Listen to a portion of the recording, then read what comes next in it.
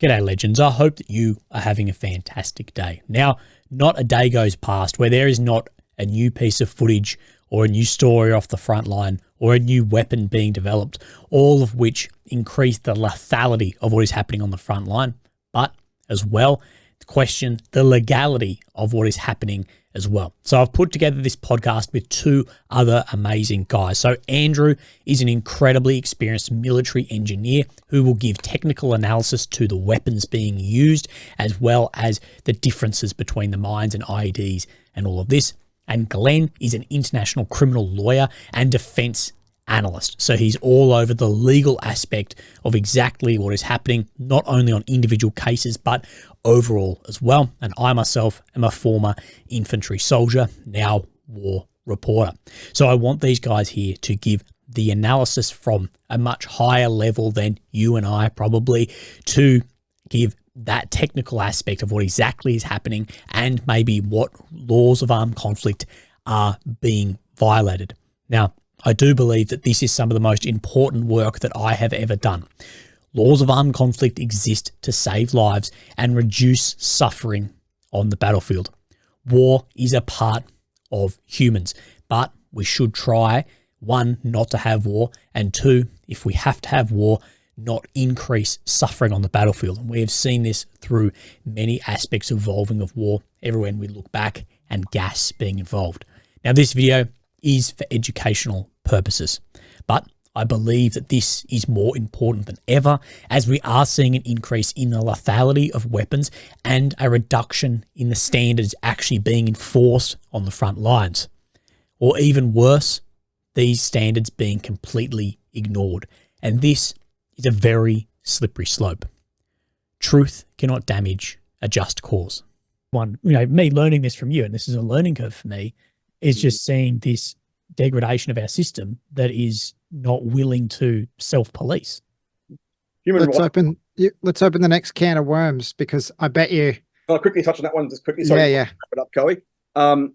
Willie, Human Rights Watch pretty much said verbatim what you just said, and they even used the term petal mines. So, mate, they think you're on the money. And now that I've had a look and gone through the definitions, I think you're on the money. Right. So we've just put Ukraine in the frame in this podcast. so we're doing a good job, right? And we should know too that Russia is doing this to a horrific level as well. No one's denying that, but the difference is Russia hasn't signed these treaties, nor has the US, and Ukraine probably shouldn't have if they wanted to continue using this, of which they have. Yeah, that's right. That's right. Yeah. Well, let's slide sideways, because this is probably going to have a similar theme depending on the aspects that Glenn talks to. But using a drone delivered either dropped or kamikaze style effect, whether it's kinetic terminal or kinetic explosive or whatever, on someone that's clearly not a combatant, they're shell-shocked, they're injured, they're unconscious, they're being stretchered, whatever it is. The legalities on that under the Geneva Convention, again, this is something, I'm not on either side. I've seen both sides do this. It's total war, that no one is off limits. Anyone that's in that conflict area, doesn't matter what you're doing. If you are suspected of being on the opposing side, you're getting targeted with a drone. If I've got one to target you with.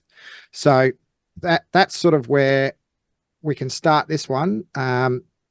And here's some of the examples. Glenn, I think you've already seen these. We talked about these, and Willie, you and I spoke to death about all the different drone stuff. So what's probably most useful to thrash out using are these two video examples. And I've shown you both the full length version of these two videos. What I'll show now is an edited version of each that doesn't show the graphic content, given where this video is going to be shown. So the video on the left here is the aftermath of an armored assault. Appears to be the Russian side, where hasn't gone well. The reconnaissance drone is looking at what is clearly an injured guy. He's laying around. He's got no weapon. He's clearly combat ineffective. And what happens is this reconnaissance drone is filming, and a drone delivered piece of ordnance that you can see there, front and or top left-ish of the screen, gets dropped right next to his head and kills the guy instantly. I think too, it's worth noting that he is, in my eyes, attempting to put up his hands as if surrendering. Yeah. Yep. I think it would be hard not to say that he wasn't. Second video here is a kamikaze style drone targeting a group of there's 4 Russians carrying what you would assume is either I would assume is an injured person. A casualty. It could be someone that's deceased. It could be equipment maybe, but I would think it's someone's injured. And then this will say that it is a wounded soldier. Yeah. Yep. And in the video, the kamikaze just flies straight into them, targets the whole lot. So the drone targets center of scene mass of that group of dudes. And that's where I'll segue over to you guys to discuss the Geneva Convention's aspects and the laws of armed conflict, rules of engagement, that kind of thing. So the things because I speak about this publicly, Glenn, a lot about scenarios exactly like probably the one on the left where the guy is on the ground attempting to surrender, waving at the drone. He's injured. He can't move. He can't defend himself. He's currently unarmed. Yep. And I speak about this publicly a lot, and I like to read the public's, their response to this. And as a soldier, I see this no differently to someone being wounded and you walking up and shooting them. Execution style, that is completely out of the rule book. That is, you cannot do that. But I have a lot of people too in my audience who are going, well, firstly, warfare like this with drones on this level is a fairly new thing. Yes, we've seen it in other warfares, but it's also fairly new. That if there's no reasonable way of taking him POW or giving aid, how does that then change the scenario? Because if this is in no man's land, middle of nowhere, you can't reasonably take this person as a prisoner, that he can't actually surrender. Can he surrender to a drone? Now, I think that is a cop-out. I think it doesn't matter. It doesn't matter that it still is hands up, unarmed. At that point, you can't target it. But that is what a large part of the audience is saying, is if there's no reasonable way to actually have him surrender, therefore, it is, allowed, which is brutal. But I don't agree with that side either. Yep. You're right. It's a brave new world, but it's a brave new world that we're seeing en masse in Ukraine and elsewhere, right? So law is slow to keep up, but in this case, it's had to pull its finger out and try and keep up. And these are classic point. These are perfect examples. We started fundamental IHL first, right? So fundamental LOAC. We'll go back to first principles. First principle is that, and we'll say that you're right, he's surrendering, right? But even if he wasn't, if he was wounded, either way, he's hors de combat, he's out of combat. And you can't target somebody who's out of combat. The hors de combat wounded soldier goes back a long way pre any contemplation of drones putting things on people, right? So that was the soldier coming up going, wounded guy, don't kill him, take him away and treat him, right? Drone's not going to take him away and treat him. So let's just put that aside for the moment, the fact that he's wounded, even though I say that the obligation is still there not to blow him up. But the surrendering bit is the more powerful piece here, I think. Ukraine has a program called Will to Live, I think, or something.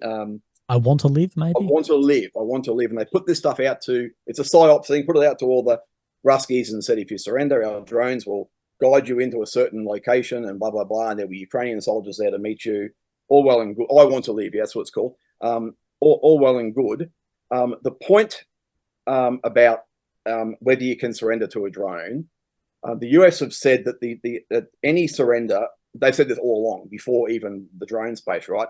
There must be a clear expression from the US doctrine. There must be a clear expression of the intention to surrender. And that reflects what's in the additional protocol, so the Geneva Convention protocols, where it says that you can't make a person who clearly expresses an intention to surrender the object of attack. So just going back to the fundamentals, right? Was there a clear expression for him to surrender? I think so. He was wounded anyway, right? He's out of the fight. So by doing this stuff, he knew the drone was there. Clearly, he's looking up at it. Well, I think he's looking up at it, but he's certainly gesturing to something, right? I think that's a pretty clear expression of an intention to surrender. So on Article 41 of the protocol, so, you know, pre-drone, this law still good law. Was he the object of attack? Absolutely, right? The other point, and you raised this quite correctly, is could he actually physically, like, can you surrender to a drone? You know, the feasibility of surrendering to a drone. If he wasn't wounded, if he was just there, put his weapon down and said, "I surrender," well, really, what? So what? The drone can't take him in. Like, the drone can't take the weapon off him, search him, and march him in. So is that a feasible? Even though he's clearly expressed an intention to surrender, is that feasible that he can surrender and be taken into captivity? The fact that Ukraine, this is where I think it goes the way I think you're going, Willie, is the fact that Ukraine have these protocols in place where they say, tell the Russians, follow the drone or do this or do that, and it will, you know, then the Ukrainians will meet you there. They've put protocols in place to enable surrendering to drones. So they're clearly contemplating surrendering to drones, which means, you know, the other side of the coin is that they're clearly contemplating not making somebody who's surrendering to a drone an object of attack. So on that imagery, not just the wounded thing just aggravates it, I think, but I think they've breached the fact that they've implemented this process tells me that they think that Ukraine thinks you can, or Ukraine knows you can surrender to a drone. Therefore, that little logistical problem is no longer relevant, and I think they've breached the protocol rule against making a surrendering person object of attack.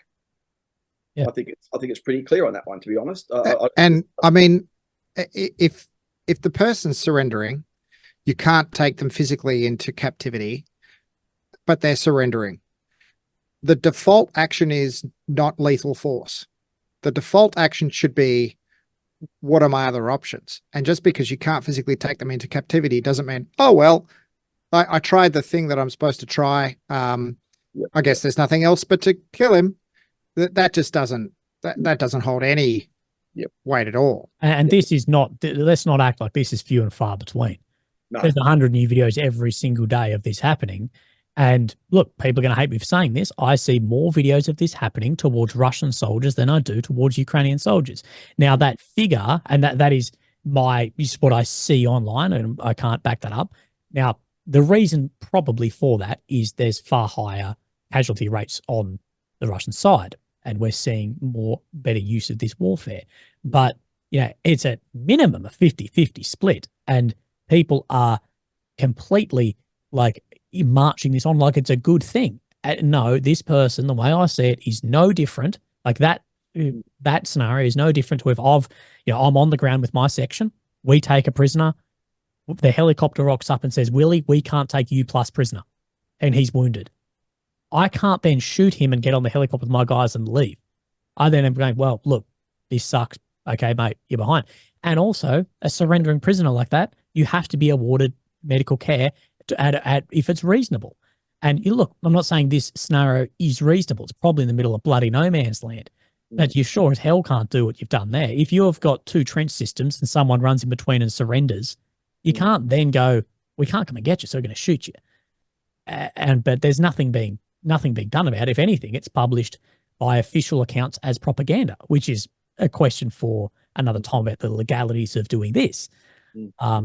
But yeah, it's a horrible thing that no one is taking any accountability for, and no one is holding either Russia or Ukraine account for this. I'll just build on that. To what you both said is well, to my mind, it's on the money, firstly, but it's supported by the fact that Ukraine itself has put protocols in place to enable this surrender by drone, as I say, to enable this in good faith surrender by drone. So it'd be a bit grayer had they not done that, but the fact they've done that makes it a lot more black and white. And just the accountability piece, the international protocol one, the IHL says you will not target people who have clearly expressed an intention to surrender. If you do that, then the criminality arises in the Rome Statute, and there are crimes in the Rome Statute which cover exactly that. I won't go to them now unless you want me to, but And Ukraine, as we know, is not a party to the Rome Statute, but it's agreed to be bound by it. So it's, for all intents and purposes, it's covered. If those offences are found to be proven, then that they're in breach of the, they can be held accountable by the Rome Statute. And that goes to by someone would have to hold them account to it. Well, that's right. That's right. And it should be Ukraine. It should be Ukraine because they get the principle of complementarity. They get first bite of the cherry, right? They should be going. And if the drone, I'm assuming the drone pilot has control over the release of the weaponry. That's an assumption I'm making, and that's based on my limited experience, right? So they're in the frame. They're accountable immediately because they've made a decision to target that. Somebody's possibly directing that.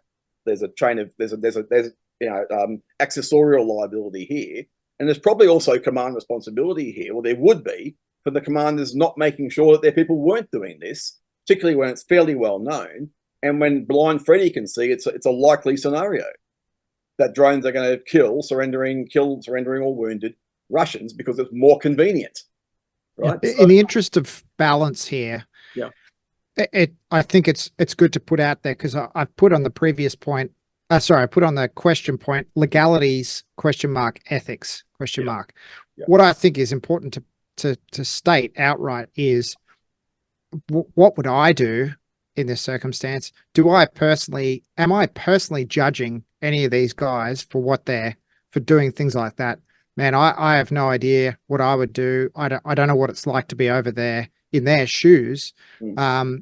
I'm not personally having a go at them. This is a discussion around legalities. Right. Ethics is a bit different. What sits right with you, etc. We're not sitting around here judging the Ukrainian military's tactics.